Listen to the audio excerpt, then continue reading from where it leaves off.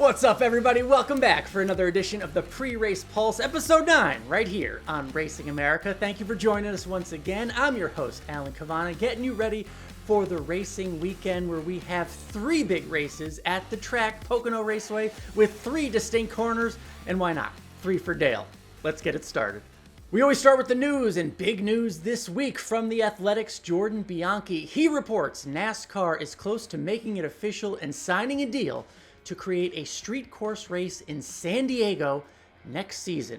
Yes, a new street course in a new city in Southern California. Big for so many reasons. The fact that they can just put a track anywhere. Chicago showed us that. Now they want to do it in San Diego per this report. But getting back in the Southern California region, somewhere NASCAR has not been the last few years, that's huge for those race fans, huge for sponsors. I hope to see this happen. Now, a lot of details still need to be ironed out. Weren't a lot of details in the report because it isn't official yet. Where would this race go on the schedule? How do you fit it in?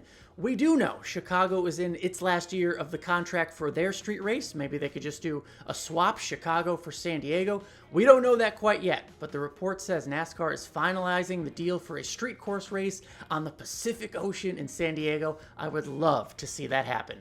In team news, Spire Motorsports has fined its driver, Carson Hocevar, $50,000 for comments he made on a Twitch stream regarding Mexico City. Those comments were disparaging about the area, about the track and the area itself. To his credit, Carson Hocevar has apologized multiple times on social media, explaining his thought process and his really recollection of what he did and what he will do going forward. He has been told he has to do some cultural sensitivity training, and we know that the fine will be donated in equal amounts to 3 different organizations in Mexico City to help communities down there. And finally, in some entertainment news, yeah, we can call it that, Days of Thunder 2 is apparently full steam ahead. Well, let's explain.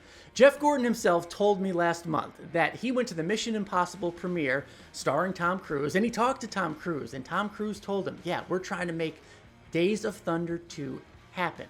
Well, Jeff Gordon was just at the premiere for the F1 movie that's coming out, and Road and Track talked to him, and Jeff Gordon said when he talked to Tom Cruise at that Mission Impossible premiere, his quote was, "We're doing it. We are doing Days of Thunder 2. I'll believe it when we see the cameras out at the racetrack. If you remember the first Days of Thunder, there were plenty of real racetracks, real race cars, and real Cup superstars in that race.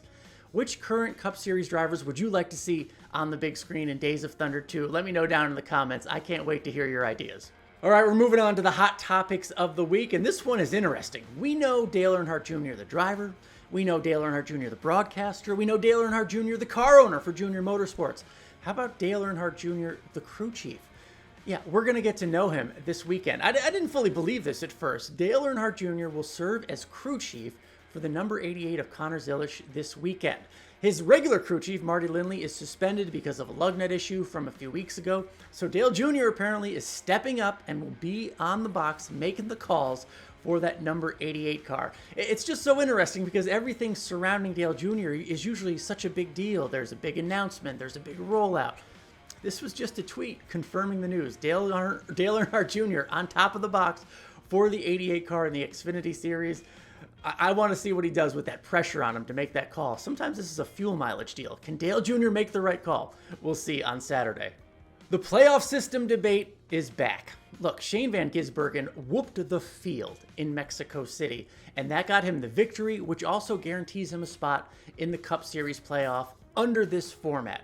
The debate comes about because going into the race, SVG was 33rd in points, and there are people out there who say a car that's 33rd in points should not be in the Cup Series playoff. Somehow they don't deserve it.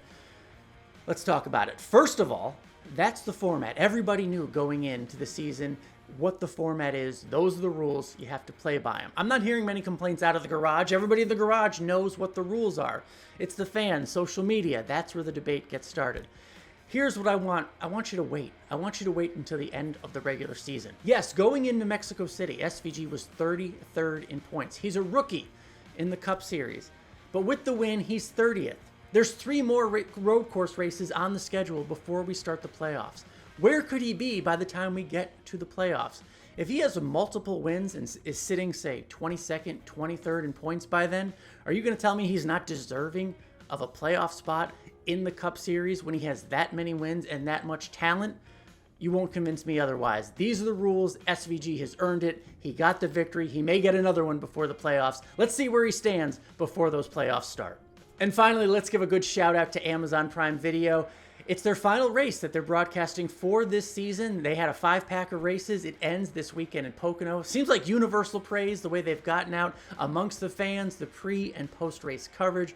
Kudos to them. Look forward to them coming back next year. After Pocono, TNT takes the reins and we'll have 5 races of coverage after that. I think you're going to like what they have in store and a lot of the people that will be a part of that coverage. Wink, wink. All right, let's talk Pocono. They call it the tricky triangle for a reason. You know the shape. It's one of the strangest shapes in all of NASCAR. It has 3 distinct corners, 3 different ways of getting around. You have to be good at all of them nowadays. And it also has one of the longest straightaways in all of NASCAR. 2.5 miles to get around there. Not everybody's good, but I'll tell you somebody who is.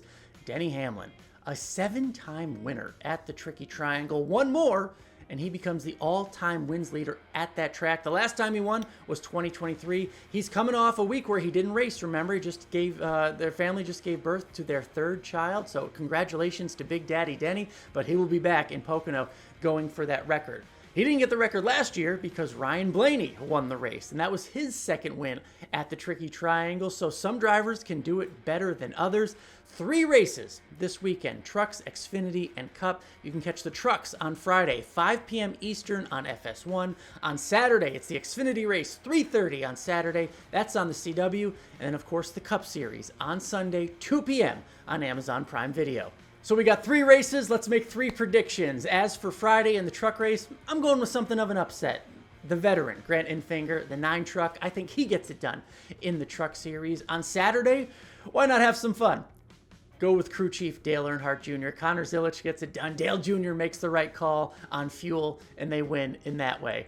On Sunday, easy call there. I know a little too easy maybe, but Big Daddy, Denny Hamlin, gets it done. His new child gets a fun new trophy to start life with. I think that'd be a really, really cool story, and we know how good Denny Hamlin is at Pocono. Am I right? Am I wrong? Who do you think is going to win? I want 3 picks from you down in the comments. Let's see if you are better at me than picking and predicting who wins down there at Pocono. Thanks again for joining us, as always, on this new show, the Pre-Race Pulse. It grows every weekend. We appreciate you coming back. It's the only show you need all week. We catch you up on the news. We get you ready for the weekend right here on Racing America.